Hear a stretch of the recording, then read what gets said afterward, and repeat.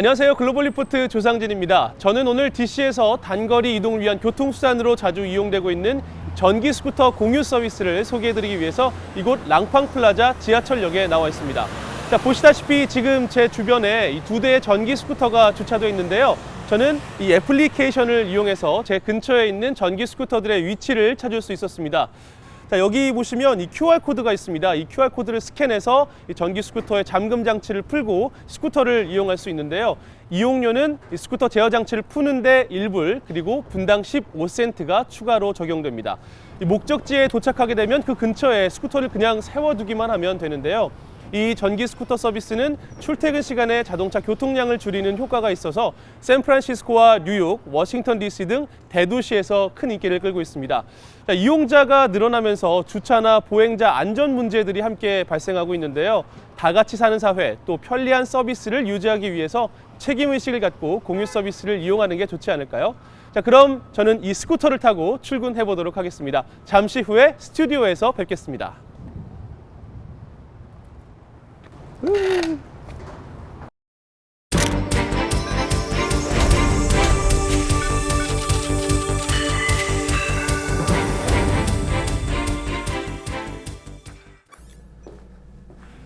네, 한 주간 전 세계인의 관심사를 해시태그로 살펴보는 해시태그 디스위크 시작합니다. 자, 첫 번째로 살펴볼 해시태그는 중국과 프랑스입니다. 중국과 프랑스의 대규모 경협 확대가 보도되면서 중국과 프랑스가 해시태그 순위에 올랐습니다. 지난 21일 유럽 순방을 시작한 시진핑 중국 국가주석이 프랑스에 400억 달러 규모의 경제 협력을 추진하기로 했습니다. 중국과 프랑스 양국은 에어버스 300여 대 구매를 포함한 원자력, 항공, 우주과학, 친환경과 관련된 수십 개의 상업적 계약을 체결했습니다. 시진핑 주석은 올해 첫 해외 순방을 유럽으로 정하고 중국과 유럽 관계 발전을 위해 1대1로 현대판 실크로드 건설을 위해 새로운 협력 공간을 마련할 것이라고 밝혔습니다. 반북단체 자유조선이 지난달 22일 벌어진 스페인 주재 북한 대사관 침입 사건의 배후가 자신들이라고 밝히면서 해시태그 순위에 올랐습니다. 자유조선은 27일 홈페이지에 입장문, 마드리드에 관한 사실들을 올려 알려진 보도와는 달리 북한 대사관을 습격한 것이 아니라 초대를 받았으며 누구도 결박하거나 때리지 않았다고 주장했습니다. 이들은 2월 22일 스페인 주재 북한 대사관을 침입해 컴퓨터와 휴대전화를 강탈해 달아났으며 사건 발생 이후 가담자 가운데 한 명이 미 연방수사국 FBI와 접촉한 것으로 알려지면서 미국 중앙정보국 CIA 배후설이 제기된 바 있습니다. 미 국무부는 이번 사건과 미 정부는 무관하다고 밝혔습니다. 스페인 고등법원은 당시 북한 대사관에 침입한 이들이 모두 10명으로 미국과 한국, 멕시코 국적자가 포함됐다고 발표했습니다. 지난 20여 개월 동안 도널드 트럼프 미 대통령 측의 러시아 공모 혐의와 사법 방해 혐의를 조사한 로버트 밀러 특검의 수사 보고서 요약본이 의회에 제출돼 해시태그에 올랐습니다. 윌리엄 바 법무장관이 제출한 4쪽 분량의 요약본에는 트럼프 대통령 측이 러시아와 공모한 증거를 찾지 못했고 사법 방해 혐의를 입증할 증거도 충분치 않다는 내용이 담겨 있습니다. 특검 수사가 마녀 사냥이라며 줄곧 무죄를 주장했던 트럼프 대통령은 결백이 입증됐다며 환영의 뜻을 밝혔지만 민주당은 특검 요약본이 충분치 않다며 오는 4월 2일까지 보고서 전문을 의회에 제출할 것을 요청했습니다. 미 국방부가 멕시코와의 국경에 약 91km 길이의 장벽을 건설할 계획이 전해지면서 해시태그 순위에 올랐습니다. 패트릭 셰너엔 미 국방장관 대행은 국경장벽 건설을 위해 10억 달러를 사용하는 방안을 승인했습니다. 텍사스와 애리조나 지역 등에 설치될 국경장벽의 높이는 5.5m, 장벽 건설을 위해 육군 공병단도 투입될 예정입니다. 민주당 상원 의원들은 서한을 통해 트럼프 행정부의 예산 전용이 의회 예산권을 침해한다며 반발해 장벽 건설을 둘러싼 논란은 계속 이어질 전망입니다. 27일 나렌드라 모디 인도 총리가 대국민 연설을 통해 인도가 적외도 인공위성을 격추할 수 있는 미사일 실험에 성공했다고 밝혀 해시태그 순위에 올랐습니다. 인도 외교부는 성명에서 이번 시험의 성공을 통해 장거리 미사일 등 외부 공격에 대해 인도의 우주 자산을 보호할 수 있는 억지력을 갖기로 했다고 말했습니다. 자, 인도는 이번 실험 성공으로 미국과 러시아, 중국에 이어 4번째로 위성 요격 무기 보유국이 됐습니다. 자, 이렇게 한 주 동안 많은 사람들의 관심을 끈 해시태그 키워드를 살펴봤는데요. 클릭 글로벌 이슈에서 좀 더 자세히 살펴볼 주제는 해시태그 뮬러 특검 조사 보고서입니다. There was no collusion with Russia. There was no obstruction and none whatsoever. And it was a complete and total exoneration. 지난 20여 개월 동안 트럼프 대통령 측의 러시아 스캔들을 조사한 로버트 뮬러 특검의 수사 보고서 결과가 의회에 제출됐습니다. 자신의 무죄가 입증됐다며 승리의 축배를 든 트럼프 대통령. 아직 끝나지 않았다. 수사 결과에 의혹을 제기하며 보고서 전문 공개를 요구한 민주당. 4쪽짜리 요약 특검 보고서를 놓고 미정가에서 끝나도 끝나지 않은 힘겨루기가 이어지고 있습니다.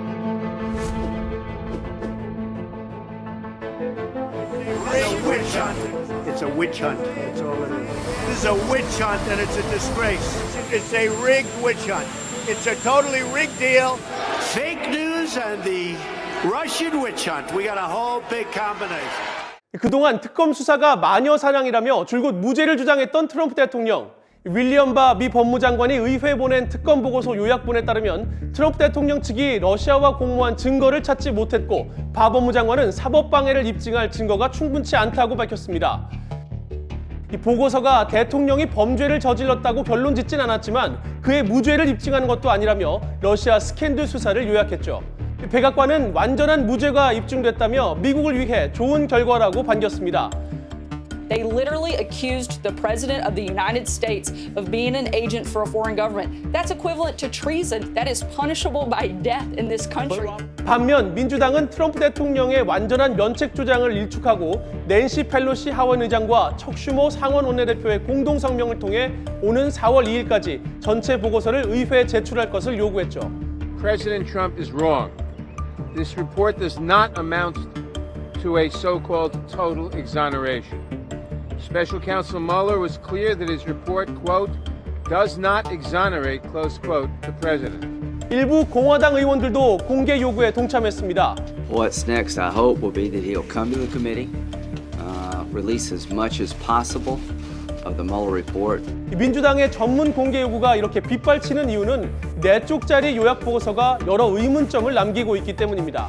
미국 CNN 방송은 뮬러 특검이 왜 대통령을 직접 대면 조사하지 않았는지, 만약 결탁이 없었다면 이 사건에 연루된 많은 사람들이 왜 거짓말을 했는지, 그리고 뮬러 특검이 사법방해 여부에 대해 결론을 내지 않고 왜 법무장관에게 판단을 유보했는지 의문이라는 것입니다. 시민들의 반응도 양쪽으로 팽팽하게 엇갈렸습니다. I totally respect his findings and the conclusion there. So I think there's been a lot of good to come of this investigation. So I'm really glad that it happened. Right now we find it a little disappointing because it seemed like there was a lot more going on than what has been reported so far. 2016년 미 대선에 러시아가 개입했다는 의혹과 관련해 트럼프 대통령 측의 공모 혐의와 사법방해 혐의를 수사했던 로버트 뮬러 특검. 2017년 5월 수사를 시작한 뮬러 특검은 675일 동안 2,800건의 소환장과 500건이 넘는 소생영장을 발부했죠. 검사 19명, FBI 요원 40명을 동원해 약 500명의 증인을 신문했습니다. 그리고 이 모든 수사에 든 비용만 지금까지 3,100만 달러, 천문학적인 돈이 들어갔죠. 원래 이 수사를 담당했던 것은 당시 FBI 국장이었던 제임스 코미였습니다. Why do you believe you were fired? I don't know for sure. I take the president at his word that I was fired because of the Russia investigation. 러시아 수사 문제로 코미 국장을 해임했다는 취지로 말한 트럼프 대통령의 인터뷰를 인용한 것입니다.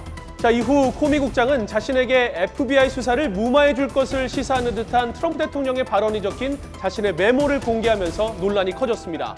바로 이 사건으로 트럼프 대통령의 사법방해 혐의가 불거졌죠. 의회는 사건을 공정하게 수사해야 한다며 특검을 요구했고 로버트 뮬러가 임명됐습니다.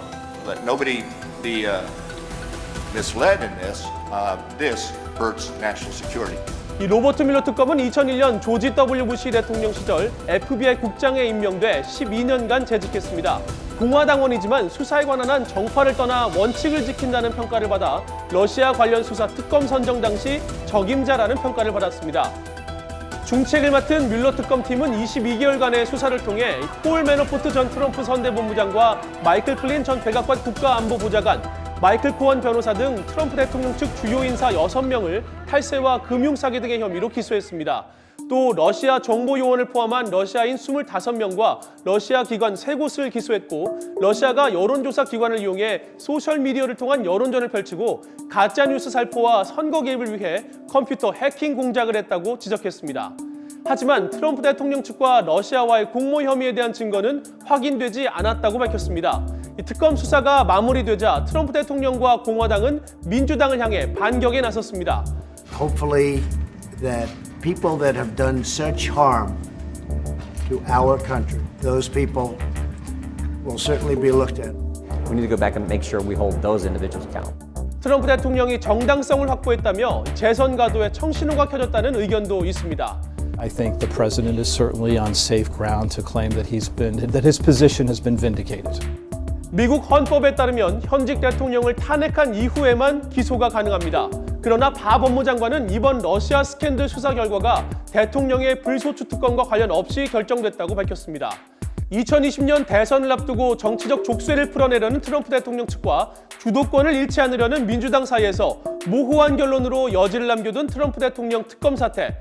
특검 보고서 전문이 공개된다면 어떤 결과를 가져올까요? 여러분은 어떻게 보고 계십니까?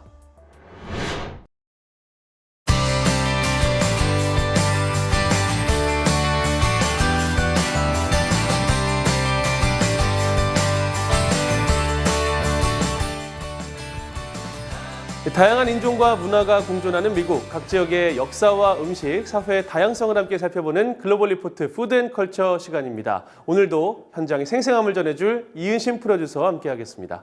안녕하세요. 안녕하세요. 네, 오늘은 어떤 문화를 소개해 주실 건가요? 네, 오늘은 다른 두 문화의 결합으로 탄생한 새로운 형태의 예술을 만나보려 하는데요. 혹시 힙합과 발레 중 어떤 걸 더 좋아하세요? 네, 이 둘을 콕 집어서 얘기하기는 좀 어렵지만 저는 아무래도 좀 자유스러운 분위기의 힙합을 좀 더 좋아하는 것 같은데요. 맞아요. 사실 그런 이유로 70년대 미국 길거리 문화에서 나온 힙합은 좀 더 대중적인 춤, 15세기 유럽 르네상스의 소산인 발레는 아직도 상류사회 문화란 느낌이 있는데요. 이 전혀 다른 두 무용이 만나 탄생한 일명 힙렛이 미국 시카고의 춤꾼들을 사로잡고 있습니다. 고전적이면서 즉흥적인 이 힙렛을 오늘 VOA 센트럴의 취재를 통해 한번 들여다보겠습니다. 네, 이 힙합과 발레 결합이라고 하니까 좀 흥미롭지 않을까 싶은데요. 그러면 영상 함께 보시면서 글로벌 리포트는 여기서 인사드리겠습니다.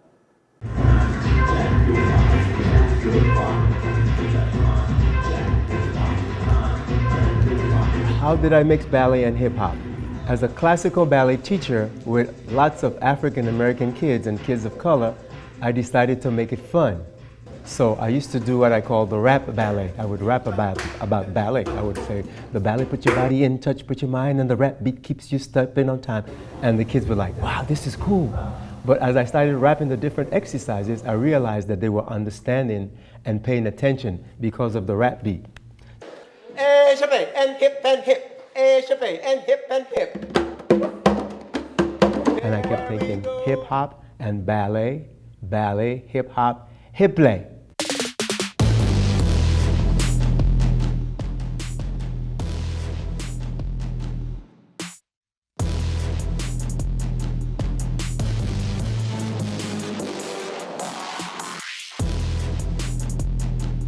I don't care your shape or size. And that's another thing about classical ballet. You really have to be this thin, anorexic looking, you know, long neck, skinny arms, be able to, that's not how it is with the hip-play ballerinas. It's really kind of a beautiful blend of things that are from different places and different cultures and takes a lot of technique and skill, but also a lot of like grind and energy and soul. And so it just combines all the things that I personally love about dance into one art form.